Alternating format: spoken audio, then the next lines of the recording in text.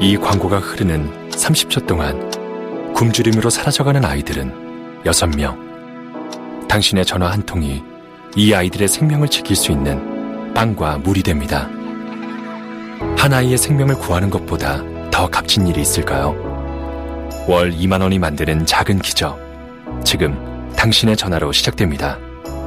1899-7325 1899-7325 세이브 더 칠드런. 김치는 김치 냉장고에, 와인은 와인 냉장고에. 그렇다면 서버는? 서버 냉장고? 서버를 서버 냉장고에 보관하면 뭐가 좋죠? 일정한 온도와 습도를 유지, 외부 먼지 유입도 차단, 전산장비 소음까지 줄여주고 에너지 절감까지. 병원, 마트, 은행, 연구소, 학교, 산업 현장 등 소형 전산실 구축. 이제 쉽고 저렴한 서버 냉장고로 안전하게 관리하세요. 검색창에서 서버 냉장고를 검색하세요.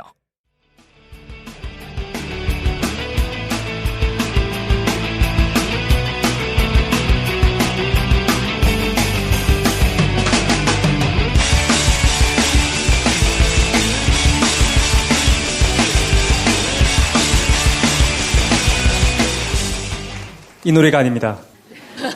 잘못 들었어요. 바로 2부 시작하죠. 어쨌든 잘 들었습니다. 우리의 삶이 고통이다. 네. 그리고 고통 감정사라는 그 어떤 패키지 때문이다. 네. 우리가 우울합니다. 감정의 노예다라는 얘기 처음에 해주셨고, 그렇죠? 네. 그리고 왜 우리가 노예일 수밖에 없는가? 네. 그 얘기를 지금 분석을 해주신 거죠? 네. 그리고 안티고네의 사례도 우리가 볼 수 있는 거지.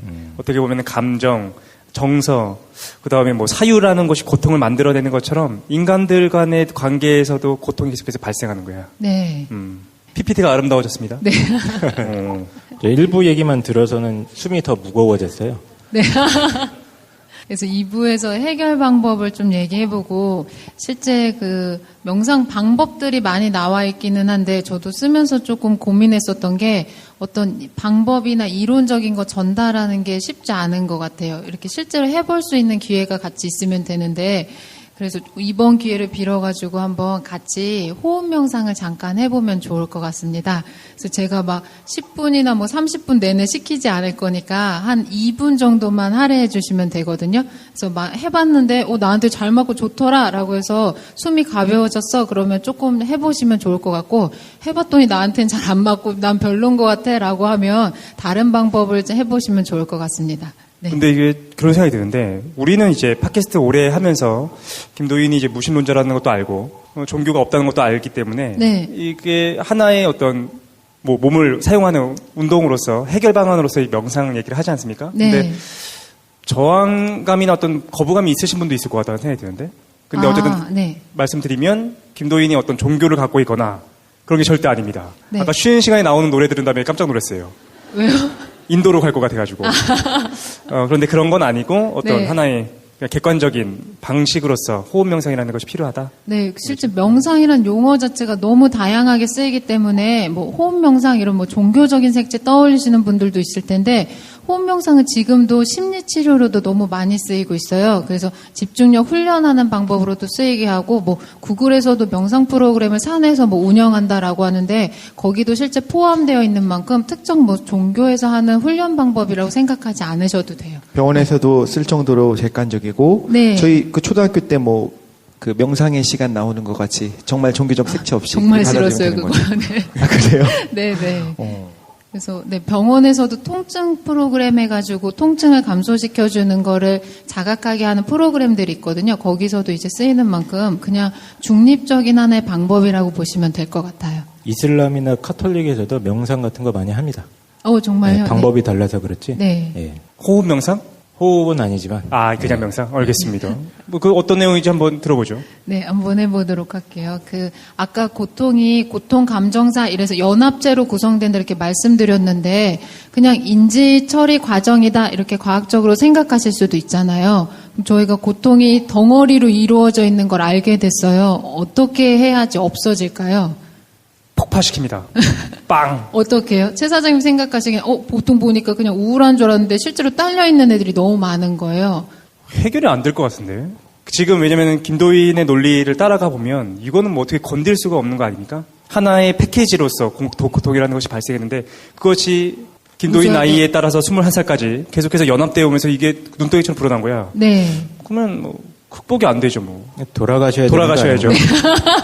돌아가셔야 됩니다. 저는 알면 어느 정도 될 것 같아요. 독실님은 어떻게 저거 해결할 수 저는 있다고 생각하세요? 100%는 아니지만 어느 정도 해결됐었던 게 뭐였냐면, 네. 그러니까 알았잖아요. 이게 나의 연관이 없다는 걸 이제 머리로 알아요. 물론 무의식적인 수준에서 다른 것이 돌아가고 있고 계속적으로 내가 스스로 어떤 그 자기를 그 족쇄 올매에 가두는 그런 부분들이 있는데, 그래도 적어도 얘가 논리적으로 혹은 인과관계로 엮여 있는 게 아니라는 거를 알기 시작하면 조금씩 변하는 것 같기는 해요. 그 초등학교 6학년 때 그 경험 말씀하시는 거예요? 그것도 마찬가지고 이 이야기를 들었을 때 혹은 어떤 시우가 얘기했었던 모든 것에서 정말로 나는 뭐 사랑받을 자격이 없다, 누구나 나를 버릴 것이다 이렇게 생각하는 거에 매몰되어 있었다가 이런 생각을 하는 것 자체가 사실 그렇지 않아. 그럴 이유가 없잖아요, 전혀. 그죠? 이 사람은 뭐 처음부터 사랑받을 자격이 없는 사람이 어디 있을 것이며 누구나 자기를 떠나지 않을 거라는 것도 사실 비논리적이잖아요. 그죠?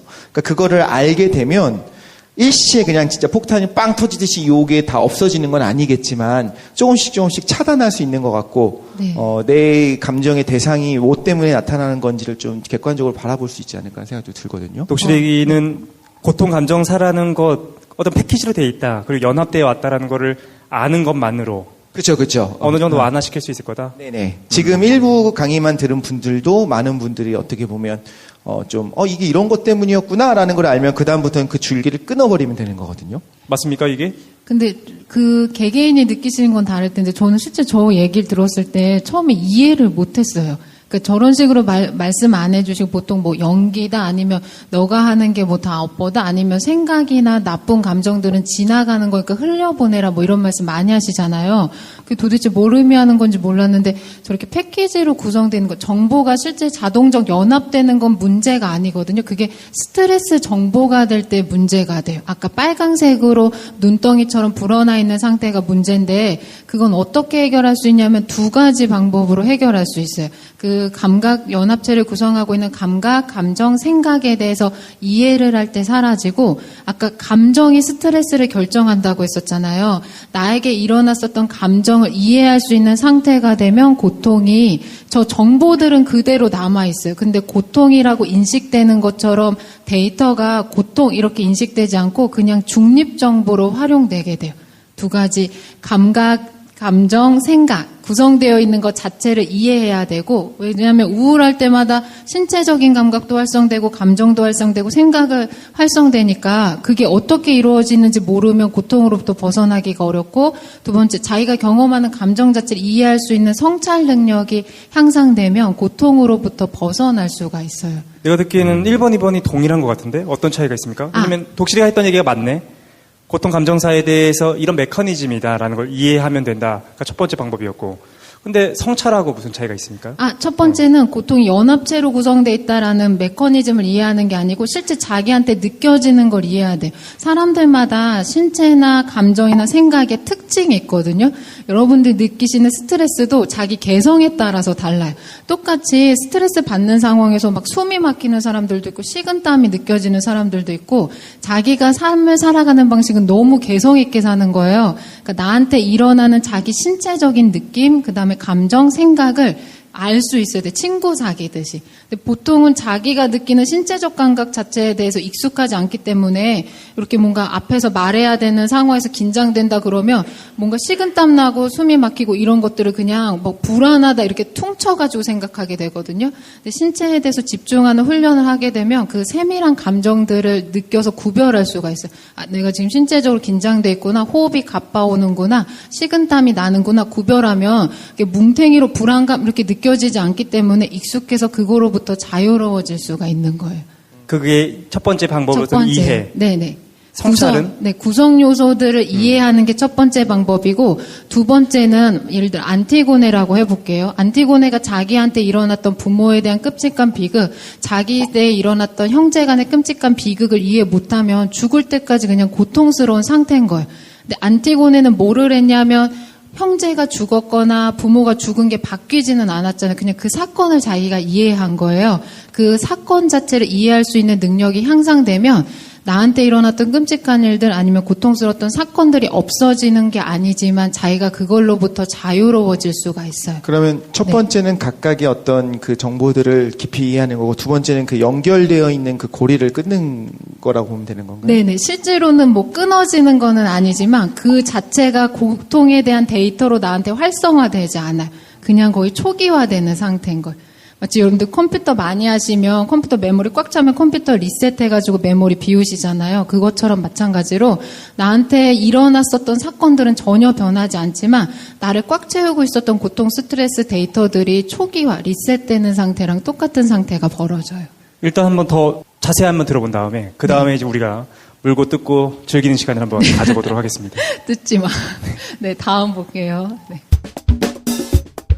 크게 책을 3가지로 구성한 이유가 몸, 마음, 깨달음 이렇게 구성되어 있는 게 고통이 감정사 패키지니까 각각을 알아야 되거든요. 그래서 몸은 자기 신체적인 감각이나 자기가 생활하면서 느끼는 것들을 깨달을 수 있게끔 구성되어 있어요.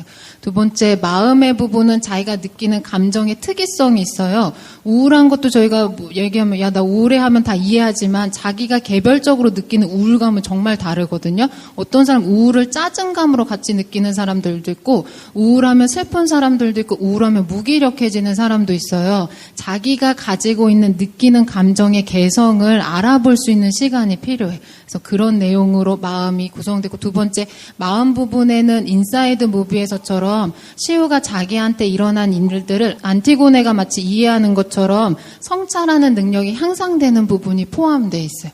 깨달음은 성찰 능력이랑 연관되어 있어요.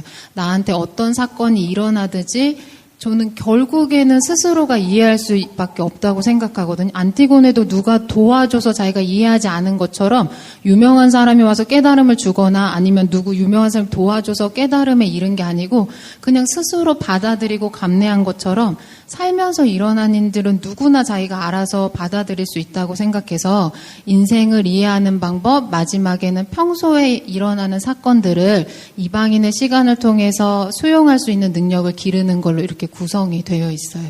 책 자체는 이렇게 몸, 마음, 깨달음 네네. 방법을 통해서 고통 감정사를 없애는 방법? 네. 없애는 건 아니구나. 극복하는 방법. 네. 그래서 오늘 뭐 되게 귀한 시간 내주셔서 여기 날도 추운데 와주셔가지고 제가 이 15년 동안 깨달은 거 6가지 한 번에 빡 드리면 좋겠는데. 그게 안 되니까. 21살이라고 하셨는데. 6살에 시작했던. 6살에 시작했던. 네네. 6살부터 조기 네네. 교육을 받아가지고. 네. 그래서 그거를 오늘은 한 가지만 해보도록 할게요. 아주 단시간에 할 수 있고 그냥 여러분들 앉은 자리에서 어디서나 할 수 있거든요. 그래서 오늘 해봐가지고 좀 나한테 도움이 되는 것 같아. 그러면 평소에 조금 해보시면 좋을 것 같아요. 저 혹시 궁금한 건 네. 좀 그 발레를 드는 방법을 보통 쓴다고 저는 대충 알고 있었어요. 트라우마 같이 있을 경우에. 아, 네. 그런 거는 어떤가요? 예를 들면 뭐 자기가 사랑받을 자기가 아무도 날 사랑하지 않을 거야. 누구나 날 떠날 거라고 생각했는데 정말 뭐 인생의 짝을 만났어. 그러면 어느 정도 치유될 수 있지 않을까 생각도 들고 예를 들면 뭐 그 개에 대한 트라우마가 있는 사람들 있잖아요. 그런 경우에는 어렸을 때 뭐 큰 개한테 한번 위협을 당했던가 물렸던 경험이 있는 사람들은 진짜 조그만 강아지를 보면서도 기겁을 할 수가 있어요. 우리 논리적으로는 이해할 수 없지만 그런 분들한테 오히려 좀 노출시키는 치료 방법이 있다고 들었었거든요. 아, 네, 그래서 네. 괜찮다는 거를 보여주는 방법. 네. 그 바퀴벌레 트라우마가 있는 사람한테 바퀴벌레가 가득 차 있는 거기다가 손을 집어넣게 하는 것도 있다고 들었었어요. 예? 나만 들었나? 이렇게 손을 그 안에다 집어넣어요. 네, 노출 기법으로 네네. 네네. 점차 무감각해지게 만드는 거거든요. 근데 저도 그게 어떤 효과가 있을 거라고 생각하는데 근본적으로 자기가 이해 못했던 과거 사건에 대한 상처는 해결이 안 되거든요. 아까 같은 경우도 나는 문제가 있어. 나한테는 계속 불행한 일만 생기니까 나는 자존감이 낮고 나는 뭔가 사랑받을 자격이 없는 사람이야 라고 생각하는데 그 생각 자체가 나쁜 게 아니에요. 왜냐하면 그런 생각을 할 수밖에 없는 사건을 겪었기 때문에 생각이 일어나는 건데 그 한 가지 생각으로 그 뒤에 일어나는 모든 사건을 연관시키는 게 문제가 되고 그거를 그 사람이 고통스럽게 만들어요.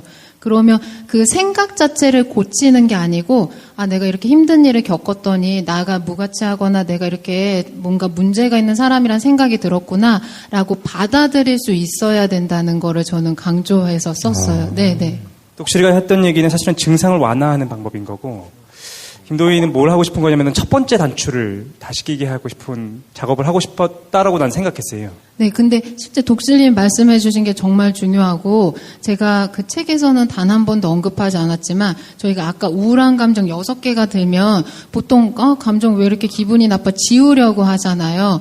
이 방식이 저희만 그러는 게 아니고, 역사상 계속 철학자들이 토론한 내용이거든요. 감정이나 부정적인 생각이 일어나면 그걸 지워야 된다라고 보는 철학적 학파들이 있었어요. 그리고 감정은 그냥 발생하는 게 아니고 저렇게 뭔가 이유가 있기 때문에 타당한 이유가 있어서 발생한 거여서 없애려고 하면 지워지지 않고 감정을 이해할 수 있는 능력이 향상돼야지만 사람이 자유로워질 수 있고 행복해질 수 있다라고 보는 철학 학파들이 있었어요. 실제로 저희 조선시대 때도 후기에 이 두 철학 학파가 70년 넘게 이 논쟁을 가지고 싸우게 돼요. 지금 준비하고 계시잖아요. 이기로. 아니요. 네네. 이게 이기론의 핵심이에요.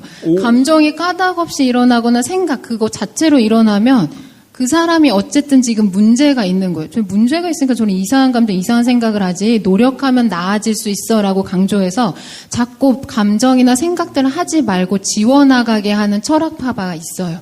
근데 리는 뭐냐면 이치니까 알 수 있다는 거거든요. 감정이 그냥 생각나는 게 아니야. 네가 자존감 낮은 거는 너가 바보 같아서가 아니고 까닭이 있었으니까 그런 생각이나 감정을 느끼게 된 거야. 이 사람들은 어떤 노력을 하냐면 너가 일어났던 끔찍한 사건들, 상처받았던 일들을 이해할 수 있게끔 배우는 과정을 중요시해요. 그러니까 감정이나 생각은 없애버릴 필요가 없고 자기가 배워서 그거로부터 자유로워질 수 있으면 누구나 사람답게 살 수 있다라고 본 사람들이 있었어요. 그 철학파들의 싸움이 조선 후기를 장악하게 되는데 저는 처음에는 감정이나 생각을 없애야 된다고 생각해서 첫 번째 철학파들의 입장이 타당하다고 생각했고 실제로 그렇게 살았어요. 한 10년 동안 명상도 그런 방식으로 했고 근데 나중에 그러니까 완전 페인이 되는 거예요. 왜냐하면 나 이제 멀쩡해서 살만해지고 나 좀 되게 깨달음의 단계가 높은 사람 이렇게 생각했는데 실제로 일상생활하거나 직장 다니거나 이러면 진짜 하찮거나 머저리 같아 보이는 거예요. 힘든 감정이 계속 일어나거나 처리 못하는 사건들이 계속 일어나기 때문에 그 다음부터 어떻게 생각을 바꾸게 됐냐면 실제로 내가 생각하는 거나 감정 생각들이 없앨 수 없는 거고 이걸 뭔가 이해하거나 다른 접근 방식이 필요하다라는 뭔가 생각의 전환이 일어났고 그때부터 다른 방식으로 하게 되니까 너무 말도 안 되게 효과적인 거를 인생에서 경험해서 저한테도 되게 좋았었기 때문에 같이 이거를 나눠볼 수 있으면 좋겠다라고 생각했던 게 책에서 중심 내용이 되어 있던 것 같아요. 그러면 오늘 한 거를 이런 1편으로 쳐줄게요. 네. 23번만 더 하시면 되는 그렇죠. 거죠. 네, 감사합니다. 이 이론을 그렇게 해석할 수도 있겠다라는 생각도 들었고. 네. 어쨌든 더 들어봅시다. 네, 다음 볼게요. 아까 뭐야, 첫 번째입니다. 네. 컨트롤 CV 한 거 아닙니까? 네네, 컨트롤 CV 했는데, 네. 감정이 이렇게 6개 있잖아요. 근데 오늘 제가 해볼 방법은 호흡 명상이라고 했는데, 호흡 명상이 왜 중요하냐면, 자기가 숨 쉬는 거에 대해서 집중하게 되면 감정이나 생각에 휘둘리지 않을 수 있어요. 얘네는 없앨 수가 없거든요. 자동적으로 계속 불어나고 자기들끼리 연합하기 때문에 이걸로부터 벗어나는 게 중요해요. 그러니까 내가 늪에 빠져 있으면 거기서 아무리 허우적거려도 계속 늪 속으로 빠져드는 거예요. 거기서 벗어나야 되는데 벗어날 수 있는 건 어떤 게 있냐면 집중력을 향상시켜야지 내가 정보 처리하는 과정에서 벗어날 수가 있어요. 그래서 집중력을 향상시키는 방법인데 한번 호흡 명상을 통해서 해보도록 할게요. 그럼 저 감정들이 사라진다? 네, 한번 어떤 효과가 있는지 호흡 명상을 한 다음에 설명해 보도록 할게요. 네. 바로 하나요? 네, 바로. 네. 준비되셨죠? 뭐 준비물이나 이런 거 필요하지 않고 여러분들 지금 몸 신체만 있으면 되거든요. 옷을 벗거나 그러진 않아도 되나요? 네네, 그러지 않으셔도 돼요. 바지는 벗는 거예요. 네네. 바지는. 근데 놀랍게도 호흡 명상을 하려고 합니다라고 얘기했더니 방청석에 계신 분들이 막 자리를 잡아요. 이렇게 적극적일 수가. 시키지도 않았는데. 네, 그리고 네. 그 장비는 필요 없어요. 그냥 의자에 앉아서 할 건데 깡쌤처럼 장비나 뭔가 뽀대 이런 걸 되게 중요하시하는 분들도 있잖아요. 그분들은 지금 앉은 자리에서 가부좌를 틀어주시면 돼요. 네. 깡쌤 해주실 수 있겠죠. 네. 여러분들이 뭔가 명상하면 떠올리시는 이미지가 있잖아요. 뭐 이렇게 절벽 같은 데서 막 고승, 막 깨달음 높은 사람들이 막 이렇게 가부좌 틀고 앉아있고 그런데. 폭포가 떨어져야 돼요. 맞아요, 위로. 맞아요. 그거는 이미지 컷이고, 진짜 그렇게 하시면 위험해요. 왜냐하면, 명상할 때 여러분들이 막 되게 막 고차원적인 정신세계로 진입한다 이렇게 뭔가 생각하실 수도 있지만 명상을 10시간 하면 9시간 정도는 꾸벅꾸벅 졸거나 딴 생각을 하게 돼요. 그 절벽 위에서 거기 가파른 데 올라가 있으면 생명을 걸고 하는 거랑 마찬가지거든요. 마찬가지 호흡 명상 하실 때 책에도 썼지만 가부좌를 꼭 틀어야지만 호흡 명상이 잘 되고 막 달라이라마가 되는 게 아니어서 그냥 의자에 앉아서 하시면 돼요. 근데 느낌적인 느낌으로 난 뭔가 폼이 갖춰져야지 좋은 것 같아 라고 하면 가부좌를 트는 자세를 하시는 것도 좋아요. 그래서 한번 해보도록 할게요. 의자에 이렇게 편하게 앉아주시면 되고요. 어디에다가 집중을 할 거냐면 배꼽, 자기 배꼽 위치가 다 다르잖아요. 배꼽에서 이렇게 손가락 3개 마디 정도 내려가는 위치에다가 자신의 집중을 거기에다가 초점 맞추시면 돼요. 그걸 이렇게 보시는 게 아닙니다. 알겠죠? 눈으로 바라보는 게 아니고 제 집중력의 집중 대상을 배꼽 아래 손가락 한 3마디 정도 미치다라고 생각하시면 돼요. 거의 단전이라고 하는 데죠? 네, 맞아요. 단전이라고 하는데요. 옛날부터 항상 궁금했는데 네. 거기 집중하라는 게 무슨 뜻이에요? 그걸 모르는 분들이 되게 많을 것 같아. 맞아요. 저 이거 질문 많이 받는데 실제로 집중하라는 거는 저희가 예를 들어 독실님이 책을 읽을 때 책 활자에다가 자기의 집중력을 거기다 고정시키잖아요. 주의를 거기다가 한정시키는 것처럼 배꼽 아래 단전 쪽에다가 집중하세요라고 하는 거는 내 집중력의 주의를 거기다 고정시키라는 말이에요. 독실의 질문은 왜 거기냐는 거죠. 아니. 어떻게 하냐는 거예요. 네, 방법론을 물어보시는 거예요. 눈을 감고 예전에는 어떻게 했었었냐면 네. 이 배꼽 아래 3개 정도 아래쪽을 집중하면은 거기를 투시해서 거기에 뭐가 있을까를 상상했었어요. 항상. 네네. 거기 있는 장이 있을 거 아니야, 그죠? 네네. 투시하시지 마시고. 혹은 뭐 방광이 있다든가. 네네. 그러니까 그게 아니잖아요, 지금. 네네. 그러면 그러니까 뭘 상상해야 되는지 모르겠는 거예요. 이건 상상하는 게 아니고 주의력의 대상을 그 부분에 한정시키는 거예요. 저희가 뭔가 독실님이나 깡쌤이 예쁜 여성분이 지나가신다 그러면 주의력이 그 여성분에게 향하잖아요. 예? 여성한테. 네. 뭐야, 얘가 그래. 네네. 여성. 하필이면 왜 유부남 조명을 거기다 죄송합니다. 네네. 채쌤을 해주세요. 네, 최 사장님이 뭘로 할까? 외계인이 지나간다라고 하면 주의력이 눈동자가 커지면서 그 외계인을 뚫어져라 보지 않을 겁니까? 그러니까 마찬가지로 관심 대상이 있으면 저희가 그 주의력을, 집중력을 그 부분에다가 한정시키게 돼요. 근데 평소에는 집중력을 이렇게 애써서 쓰지 않으면 떠돌아다니고 있어요. 딴 생각하거나 뭐 오늘 끝나고 어디 갈까? 막 우리 쟤네들 패널 왜 저렇게 생겼지? 뭐 이런 생각 막 하고 계시잖아요. 근데 그거를 한 대상에다가 초점을 고정시키라는 말이랑 똑같아요. 여전히 모르시겠죠? 다 아시는 거예요? 대충 알 것 같아. 그냥 여기 대충 이렇게 하면 되지. 그럼 하나만 더. 그러면 네. 여기 3개 아래쪽 깊은 곳에서 어떤 느낌이 나는지를 느끼라는 거예요? 아니요. 저는 지금 아직 다 설명 안 했어요. 그러니까 네. 덕슬님이 쉽게 생각하면 양궁할 때 관역을 맞출 때 관역에 초점을 고정시켜서 보듯이 그러니까 보니까. 네네. 근데 눈을 감아도 자기는 시각 능력을 저는 말씀드리는 게 아니고 집중력을 말씀드리기 때문에 주의력의 대상은 자기가 선택해서 고정할 수가 있어요. 이렇게 하면 돼. 시각이랑 달라요. 거기에 진짜 무엇이 있을 것인가를 상상하는 것이 아니라 그 공간 중에서 그 공간에 내가 집중한다. 네 뱃살 생각하면 됩니다. 근데 그게 아니잖아요. 그렇죠? 거기에 뭐가 있는지를 상상하는 게 아니라 거기를 이걸로 밤을 새울 것 같습니다. 네네. 대충 생각해, 대충 여기 어딘가에. 네, 안 되시는 분은 이따가 따로 물어봐 주시는 걸로 하고 해보도록 할게요. 거기에다가 집중해 이제 자기 초점을 맞춘다 생각하시고 눈을 감고 호흡을 하기 시작할 거예요. 그래서 호흡을 숨을 들이쉬고 내쉬는 걸 한 번으로 계산하시면 돼요. 들이쉬고 내쉬는 게 한 세트예요. 그래서 자기 나이를 생각할 텐데 여러분들이 지금 굉장히 애떠 보시니까 20살 정도 되셨을 거 아닙니까? 그래서 20번 정도만 해보도록 할게요. 1분 정도 시간밖에 안 걸리거든요. 먼저 한번 눈을 전체적으로 감아 주실게요. 눈 뜨는 거, 눈 감는 거 정말 싫다. 옆에 사람이 무슨 짓을 할 것 같다라고 하시는 분은 눈을 살포시 뜨셔도 상관없는데 눈을 뜨면 시각 정보가 계속 들어오기 때문에 집중하기가 어려워요. 그래서 눈을 감고 시작해 볼게요. 네, 여러분들 지금 오래 앉아 계셔가지고 어깨 같은 데가 조금 뭉쳐 계실 수가 있어요. 눈을 감으신 상태에서 자신의 집중력을 자기 어깨 쪽에다가 향해 볼게요. 어깨가 조금 불편하거나 이렇게 뭉쳐 있을 수 있는데 가볍게 이렇게 이완시킨다라는 느낌을 가지시면 돼요. 그 다음에 아까 말씀드렸던 배꼽 아래 손가락 3마디 정도 내려간 곳에다가 주의력의 대상 거기다가 고정시키도록 할게요. 그리고 숨을 들이쉬고 내쉬면서 한 번이라고 횟수를 계산하시면 돼요. 이걸로 20번을 자기가 횟수를 헤아리면서 숨을 쉬어보도록 할게요.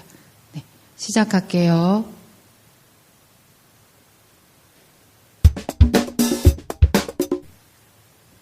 네. 주무시는 분이 좀 있는 것 같아요. 눈 떠보시도록 할게요. 저는 졸리던데. 이거 할 깡쌤. 때마다 이거 하실 때 졸음이 오셨어요? 바로 자요. 네, 이게 가장 대표적으로 많이 나타나는 방법이에요. 호흡에 집중하면 평소에 긴장했던 게 이완되기 때문에 졸음이 오실 수도 있어요. 혹시 덕수님은 못 해보셨어요? 아니 했는데 네. 어떻게 해야 될지 계속.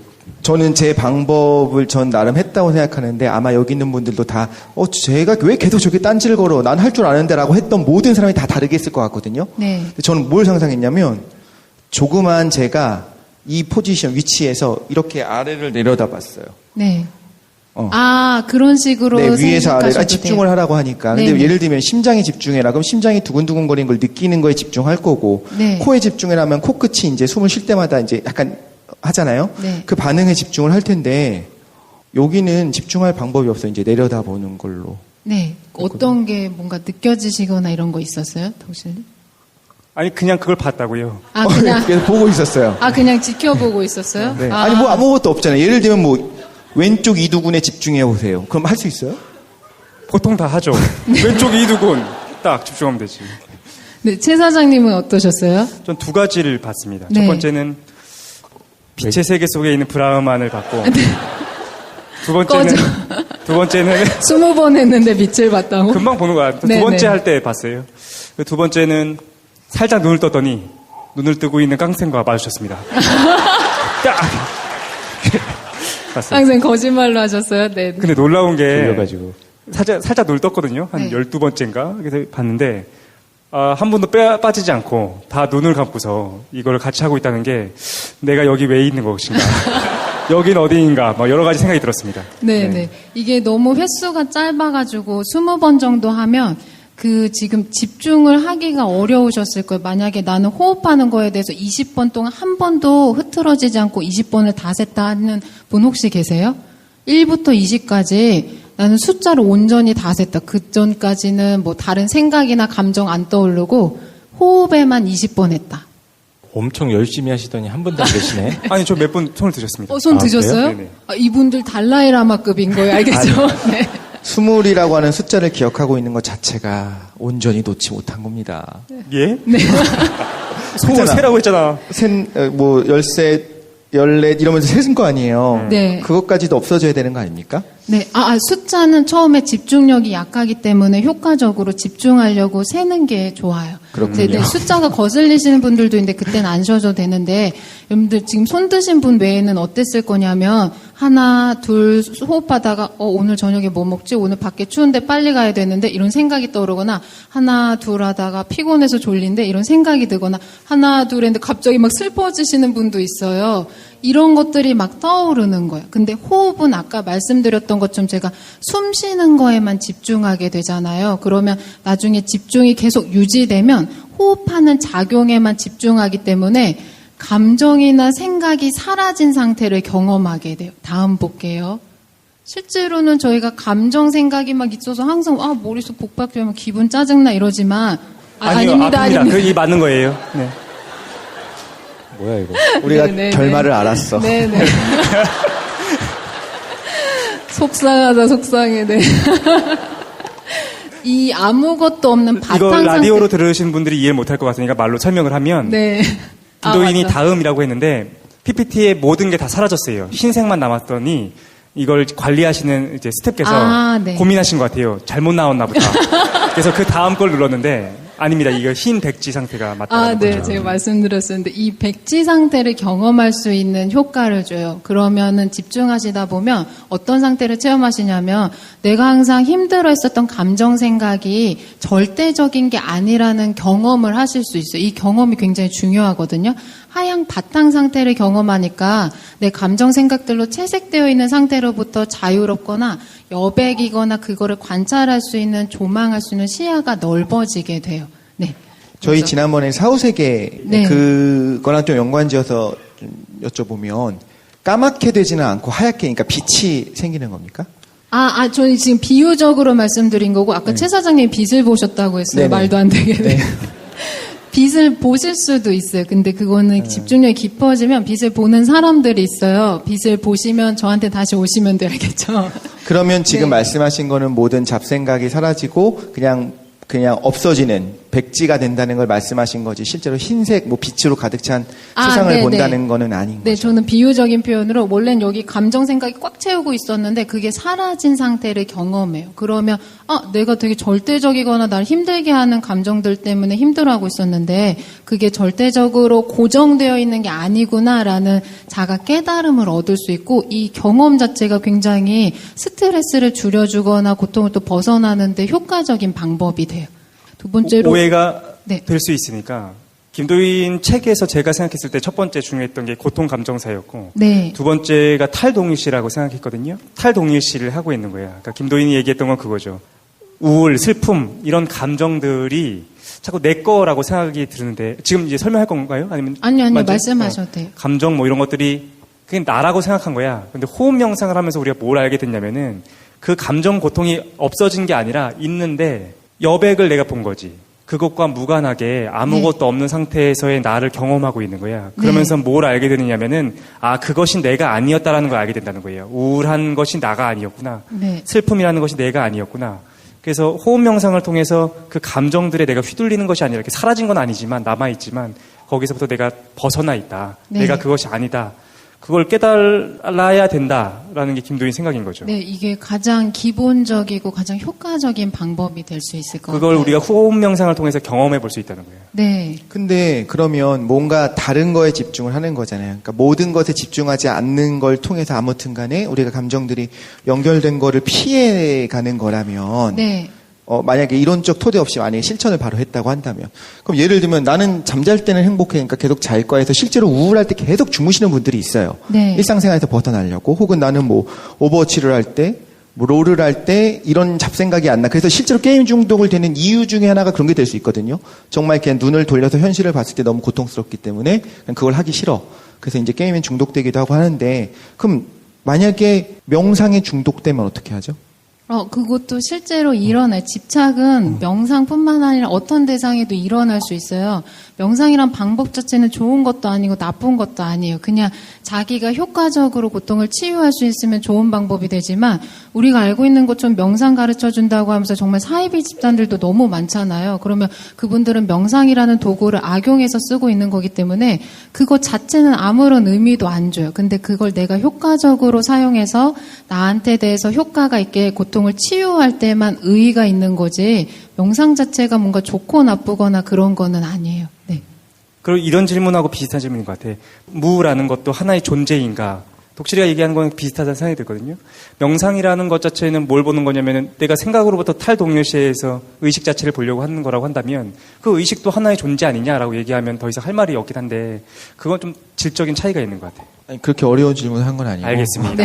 그냥 이렇게 생각했어요. 명상을 통해서 모든 걸 비우는 게, 지금 현실적으로 나를 억누르고 있는 여러 가지 감정들로부터 좀 도망가는 도피처로 만약에 생각을 한 거라면, 그런 용도로 주무시는 분들도 있고 폭식을 하는 분들도 있을 것이고 게임을 하는 분들도 있을 거라는 거죠. 네. 그런 방법보다 이게 더 나은 게 뭐가 있냐는 거예요. 명상은 집중력을 향상시켜주기 때문에 회피하는 방법이랑 달라요. 회피는 뭔가 무서운 적이 나타나면 그냥 도망 다니고 있는 상태이기 때문에 집중력 자체가 향상되진 않아요. 그 상태로 벗어날 수는 없어요. 명상은 능력을 향상시키는 체육 활동이랑 똑같은 거예요. 그게 이제 내적 심리적 기제의 능력을 향상시켜주는 것 뿐이고, 그래서 감정 상태로부터 벗어난다는 거는 감정이 없어지는 게 아니고, 저 자동적 연합 메커니즘 계속 일어나도 내가 거기 휘둘리지 않을 수 있는 힘을 길러주는 거지, 우울하거나 뭔가 슬픈 감정 자체를 없애는 게 호흡 명상이 아니에요. 네.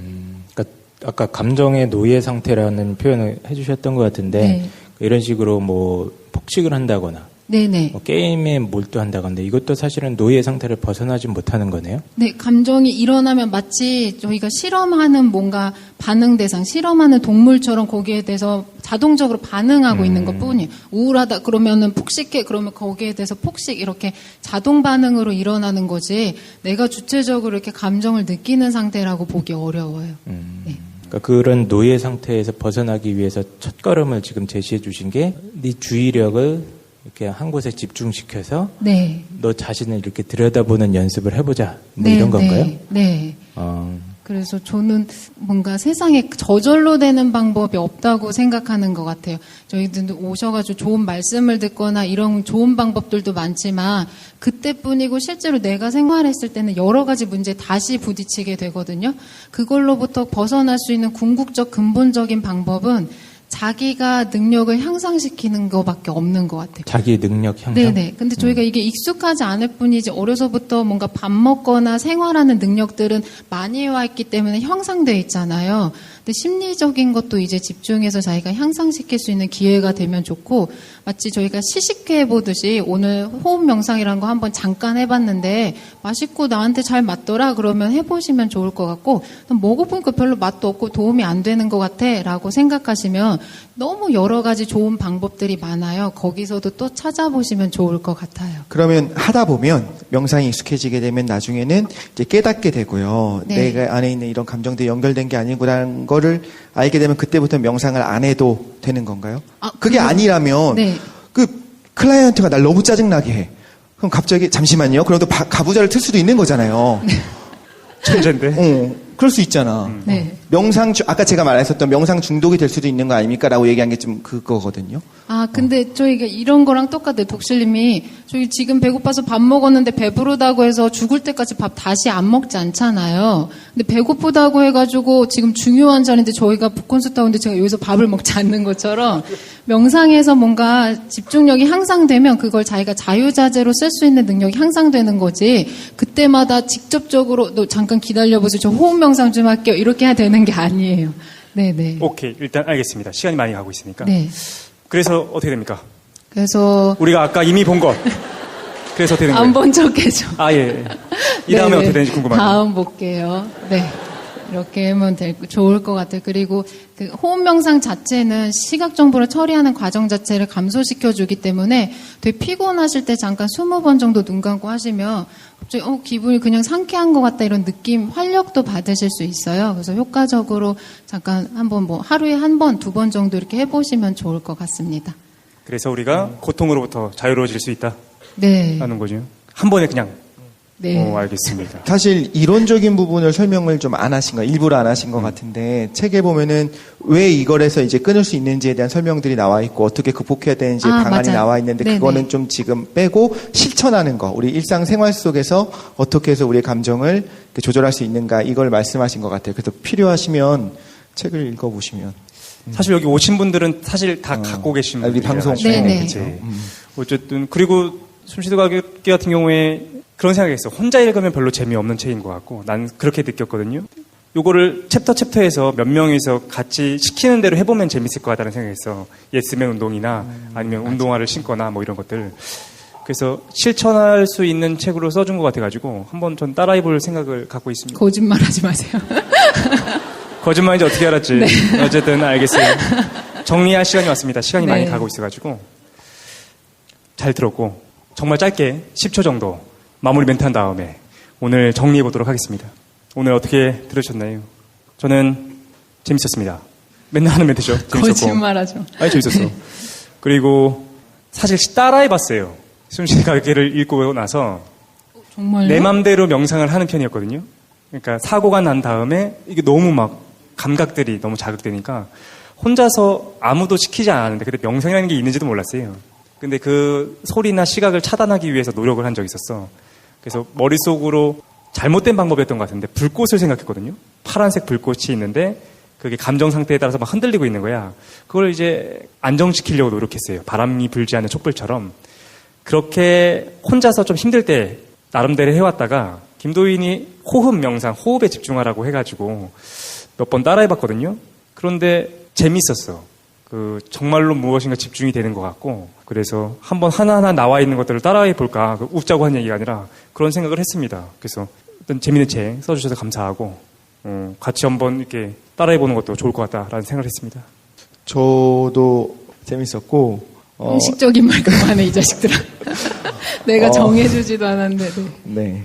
저는 그런 생각을 했어요. 이제 이런 책들 있잖아요. 어떤 방법을 통해서 우리가 무언가를 해결할 수 있다라고 하는 책을 보면 좀 본능적으로 정말 그래? 라고 하면서 약간 좀 찾는 것 같아요. 흠을 좀 찾으려고 하는 것도 있고 했었는데, 이 책은 솔직히 말씀을 드리자면 저는 도희님이 쓴 책이기 때문에 도희님을 편을 들면서 읽었거든요. 그래서 이렇게 했어요. 읽으면서 이 부분을 읽을 때 어떤 사람이 이렇게 비판할 수 있겠지? 그렇다면 나는 이렇게 반박해야지 라고 좀 그게 좀 무의식적으로 일어났어요. 그러니까 편을 들고 싶은 게 있었는데 진심으로 읽으면서 무슨 생각을 했냐면 주변에 좀 힘들어하는 사람들한테 정말로 추천해 줄 수 있겠다라는 생각이 들었고 첫 번째로는 정말로 두 번째로는 이런 자세가 좋았어요. 야 이거만 하면 100% 이거는 도희님이 항상 하시는 말씀이지만 이거만 하면 100% 돼. 모든 문제가 다 해결돼. 모든 진리가 이 안에 숨어있어. 이렇게 이야기하지 않잖아요. 여러 가지 방법이 있겠지만 이것도 실제로 굉장히 효과 있는 방법이니까 한번 해보자라고 하는 것들도 되게 좋았었고 그래서 몇 명이 사실 생각났어요. 제 가까운 사람들 중에 이거 한번 읽어봤으면 좋겠다라는 분들이 생각이 나서 그런 분들한테 추천해 줄 수 있는 네 그런 책이라는 생각이 들어서 정말로 저는 재미있게 잘 읽었습니다. 네. 저도 그 책도 좀 재미있게 봤고 저도 대학교 때 동양철학 관련 수업이나 불교 관련 수업, 종교 쪽에서 많이 들었던 기억이 좀 나서 더 좋았던 것 같은데 어쨌든 핵심 메시지는 제가 이해한 바로는 이런 것 같아요. 그러니까 내가 내 삶의 주인이라고 다들 생각하면서 열심히 인생을 사는데 그렇지 않은 우리는 사실은 어떤 나도 모르는 내 안에 내면적인 힘에 자동화된 힘의 노예가 될 수 있고 그것 때문에 힘들 수 있다. 얘기를 해주셨던 게 너무 좋았던 것 같고, 저는 항상 어떤 내 삶의 힘든 원인을 외부에서 찾지 않습니까? 근데 이제 내 내면을 자꾸 이제 돌아보는 연습도 정말 중요하다. 이런 교훈을 얻게 된 책인 것 같아서 너무 감사드립니다. 저도 오늘 이렇게 패널 분들도 와주시고 이렇게 많은 분들 뵐 수 있는 기회가 거의 없잖아요. 저희가 공개 방송할 때 1년에 한 번 정도 있는 것 같아요. 귀중한 시간 내주셔서 정말 감사드립니다. 오늘 저는 개인적으로 되게 좋았던 것 같아요. 네, 감사합니다.